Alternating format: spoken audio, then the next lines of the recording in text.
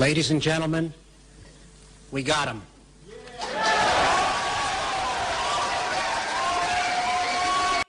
Down goes Diamond and Silk. Down goes Diamond and Silk. Yes, these two Trump-supporting grifters have finally been booted off Fox News. Now they're apparently too extreme for Fox. Yeah. So now, why is it that they were kicked off Fox News? The same reason as Trish Reagan. Apparently, they were spreading coronavirus conspiracy theories. So let me give you an example here. For instance, during their March 30th live stream, the duo claimed that the number of American coronavirus had been inflated to make Donald Trump look bad, in which Diamond had asked, quote, "Is this being deliberately spread? Are liberals deliberately spreading the virus to make Trump look bad?" That was literally what she was talking about. That doesn't make any sense, especially now when you look at a lot of the protests, the anti-lockdown protests. You have conservatives that are literally spreading it to each other. No, great, fantastic. Now, she also says, "I'm not being a conspiracy theorist. This is real, but I'm asking my own questions. What the hell is going on?" She kind of sounds like a conspiracy theorist. I'm just saying. But it gets worse because here's Silk saying this. This is a question. Are you in cahoots with all of this? It makes me start questioning some things. When I see these people disrespect our country, disrespect us as Americans, and disrespect the president, I can't go along with that WHO when they do stuff like that. To turn this virus on and off. That's right. Do you have a switch? What do you have? Do you have a switch to turn the virus on and off? Like, maybe they're on the 5G towers. The same. No. Nuts. Insanity. I mean, ridiculousness. Now, here's the thing, right? So if this was a plot, say, to hurt the president, then the president fell into it because he's an idiot.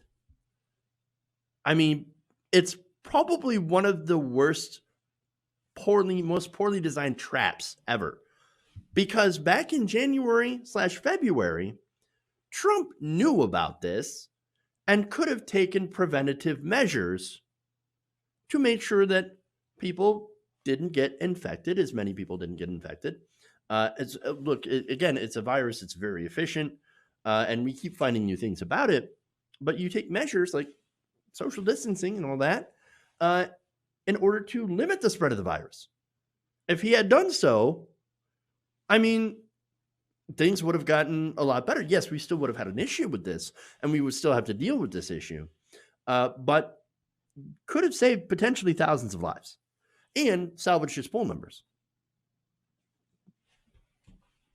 And not only that, but he actually probably would have gotten praise from the media for his response if it had been strong.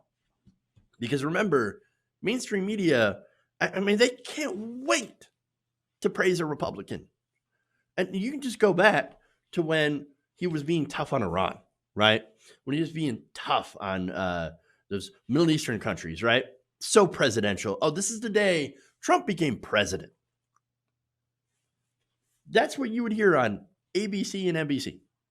Of course, MSNBC is never going to be, neutral when it comes to Donald Trump, because they make money off going after Donald Trump. And that's what MSNBC does. But look, a lot of these channels, they want to praise Republicans so that they can continue to appear neutral. When in reality, look, they're too neutral, but they're not objective. And so that's a problem. But anyway, to go back to Trump here, he's an idiot. He ignored the science. He ignored the reports. He ignored the facts and the experts all the way back in January, and then downplayed the threat until March. And now we're in the situation that we're in because of that. So Diamond and Silk, they can shove their little conspiracy theories, you know where, right? And so here comes the irony about this. Now, Fox News gets rid of Diamond and Silk, right? Maybe they weren't bringing in the ratings. I don't know. But they still have Laura Ingraham, Tucker Carlson, and Sean Hannity. They still have those guys in the network. They're still in the air. They're still talking about, coronavirus. They're still spreading their own conspiracies. But obviously they're much bigger. They have a big audience. And so we're not going to touch them, right? In fact, Tucker Carlson just ran a segment saying that, coronavirus is not as deadly as we thought it was. And so that's why we need to get the economy going again. In fact, here's a clip from that segment. 15% of everybody in New York State may have already contracted that illness and not known they had it. That's not close to the result that we expected. And it's not the only study to find stunningly widespread infection of this virus. There are many such studies, and they come from around the world. This new evidence means that the virus is far less deadly, a full order of magnitude less deadly than authorities first told us that it was. At the same time, the same research also suggests that the virus is incredibly easy to spread between adults, which is another way of saying the coronavirus is nearly impossible to control. How do we know that? Because we haven't managed to control it. Our national mass quarantine hasn't worked in the way they told us it would. But you never know that from listening to the people in charge. Given the suffering and the disruption these policies have caused, you'd think the people who made them and now are enforcing them would be staying up late every night, double-checking their assumptions against reality. But they're not doing that. They're doing just the opposite. They're ignoring the science because the science indicts their political judgments. Notice how he said, look, that whole quarantine thing doesn't work because it's not as deadly. Oh, now wait a minute here. The fact that, so we're over 55,000 deaths now. Over 1 million people are known to have it just in the United States alone. That number could have been a lot higher if they didn't have the quarantine in place. Tucker Carlson looks at that and says, the quarantine never worked. I mean, we had declining deaths anyway. No, it's because of the quarantines. It's because of social distancing. It's because of all those measures that the amount of deaths is going down because the amount of new infections is slowly going down. The whole purpose of, staying in is to flatten the curve, to make those go down. That's not evidence that we didn't need a lockdown to begin with. My God, that's dangerous.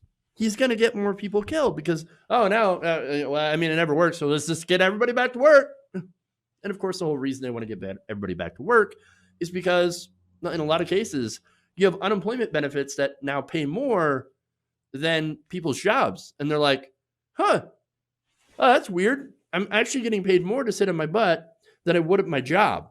So what am I going to do? Well, obviously, I'm going to sit on my butt. Not only does it keep me and my family safe from getting coronavirus, but also it makes sense because it pays more.